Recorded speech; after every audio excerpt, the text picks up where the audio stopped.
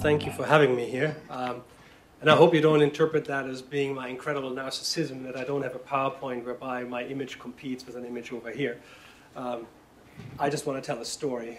And the first one I want to say is that I peaked in my art life when I was 19 and had a little art show with a bunch of friends, and then I went into the sciences after that. Not because there aren't enough people who looked at it, but because it became pretty clear that in order to become a practicing artist, you have to become primarily somebody who can sell that art to someone else. But that's a different story. I want to say it's unusual for me to be here with the people who are also on this panel for a variety of reasons that network them together. 3 years ago, I didn't imagine being at the National Research Council. I worked for a small organization that was called, or is called, the Institute for Learning Innovation, and it was in that instance that I learned about Harvey's project, and we were plotting together on how to get money from NSF and how to actually find out whether things like this would function as an evaluator. And then of course Todd was on at that first conference, but as an evaluator, I know other evaluators, and one of them recently in a meeting told me that the coolest project he's ever been involved in is being involved with the project that the Dalai Lama had initiated about teaching monks astronomy. And so I was quite surprised then to find that there's this project here being presented, and I know the person who then has to show whether that works. Back to why I'm here potentially. So as the director of the Board on Science Education, we're really concerned about the idea of improving science education in this country and potentially elsewhere based on what we know the evidence tells us about teaching and learning. As part of that, we have just been embarking on a new project to create or to help create new science education standards, national standards in the United States. I'm saying in the United States, you may hear an accent, I'm actually German. And the idea here is to learn from what we have learned in the last 20 years about teaching and learning, and to learn from efforts to improve science education over the last 15 years, and make science education truly something engaging, fascinating, where the idea of science is not just recalling facts, but where the students would experience science as that which it is, a fascinating journey of discovery. And so part of what we were doing is create a framework for new science education standards currently being translated into new standards for states. And I want to talk a little bit about these standards because it has to do with arts in a moment. When we developed these standards, we realized that currently what happens in schools is that students learn what is commonly referred to a curriculum that is a mile wide and an inch deep. It is not deep enough to truly learn and truly engage with science in the way that scientists experience it, so they don't get the inspiration, the kind of fascination that science can provide. At the same time, that they're learning far too much. And so the idea was, can we create a way of teaching science in the United States that would actually build on the practices of science and tell a broader story about what connects these various disciplines in science in such a way that the students walk away after 12 years and really have a fundamental understanding about the world, whereby we convey the core ideas in various types of disciplines in such a way that they see the connections, that they see that scientists do certain things in certain ways to find out, and that these stories in science are connected. So I want to leave it at that. That's a project we completed, and it's now being translated. And it's difficult to actually change a system of teaching and learning in any country, and this is our little attempt to do that.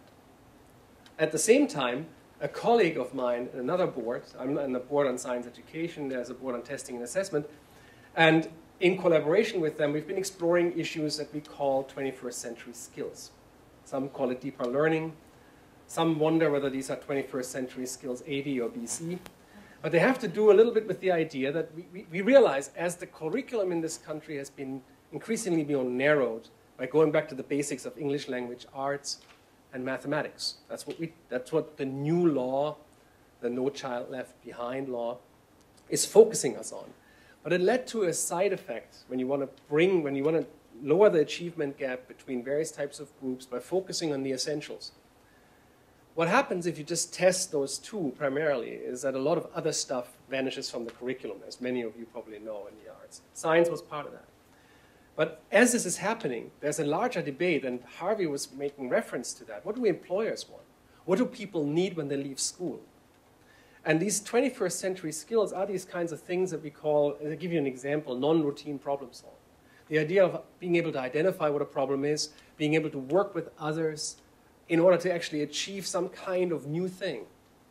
And that's not necessarily what studying in school conveys. So here is one direction, making science education itself more interesting and having the science practices, including interpreting, working with others, arguing about evidence, and then reporting what you found to others. So it's a social enterprise. And combining this now with this idea that there's such a thing as skills that are life skills that we want people to take away into their lives that actually prepare them to be better citizens, better people, and more intelligent consumers, then comes together in a way that people realize, wait a minute, what we've done in the last 10 years may have been too narrow. So that is where it all begins. And then comes the question, is that enough? And this is where the question of so-called STEAM comes in. The idea right now in Washington, what people focus on, is a term called STEM. Everywhere in the country, people think of STEM as something that roses hang on. So it's like a botanical term. Here in Washington, it means science, technology, engineering, and mathematics.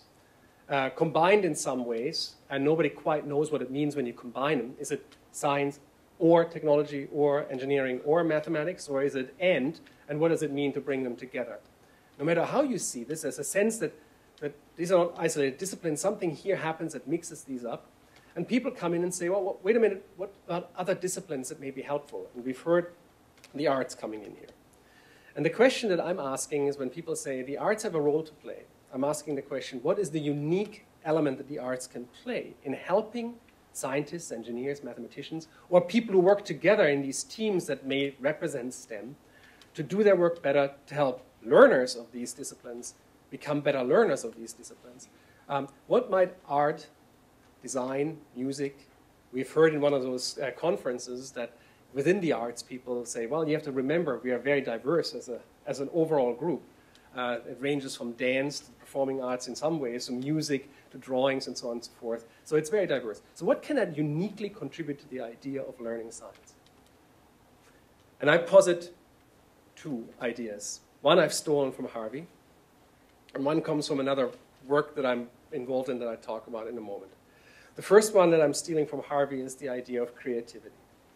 And I will bring it to the point where I see it is helpful even now, despite the fact that I believe that if this vision that we have for science education, whereby students actually explore firsthand what science is in the creative process of asking themselves, how can I find out? The point of creativity will automatically be part of it. We're not there yet. So what can art do? Well, art can actually help students explore their own inner creative self in a more safe environment than, let's say, a biology or physics class can allow them to do, where at this point in time, sadly as it is, we're still working towards the right answer. There's nothing like knowing that there's a right answer at the end of a process to stifle your creativity, in my mind. And I believe that there's a component of art, if art education is done very well, that can help students or any learner self-identify their own curious and creative side. That's number one. The second part is actually plain obvious to lots of people. I just want to mention it. I'm also a chair of a Gordon Research Conference, lots of those exist, on the visualization in science and education. And here it becomes really, really, really clear. Visualization is a way in which, this is of course only a small part of art, is not only a way in which people can interpret as scientists how the world works. We have many, many examples in which the way in which data are being translated, endless data streams are being translated into a representation that a human brain can grasp holistically and make sense of. Where we have lots of examples in the way that even scientists find different ways of representing their data, helping them make sense of the world. That's one way. But of course, the flip side of that is, if a scientist can understand it, maybe a student or a pupil can understand it as well. And that turns out, of course, these are important mechanisms in which we can make scientific findings, but also the way in which we construct our world more clear to students. I think the idea here of an artful visual representation of the world itself, in the sense of of data that science creates also gives students a deeper sense of what science actually creates, which is representations of reality. Because one thing that's very difficult for students to grasp is when we teach them science, and when researchers research the world, they mostly create our own brain-based representation of what that world looks like.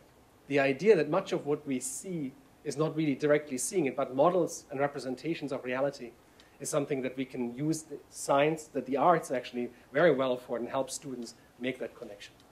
And those are basically the two kind of messages that I have. That said, I want to go back to what Harvey was mentioning.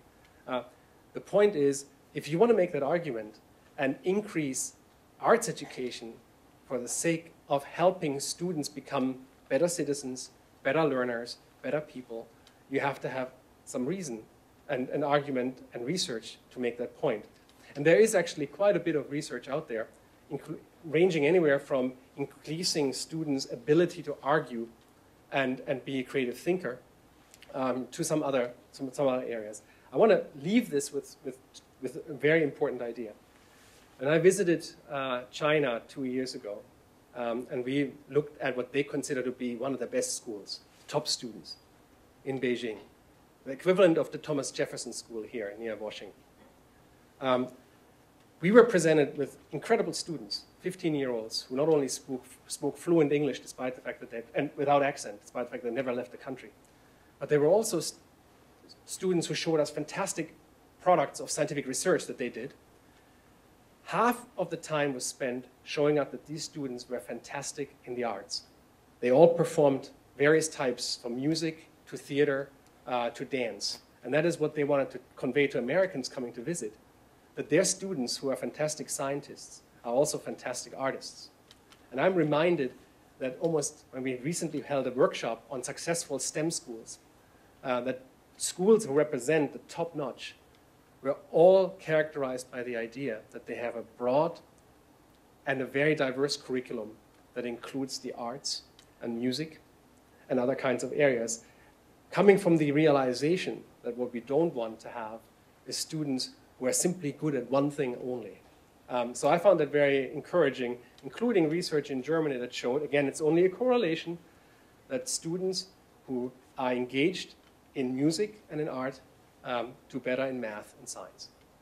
With that, knowing it's a correlation, not causation, I want to leave this discussion now to Todd.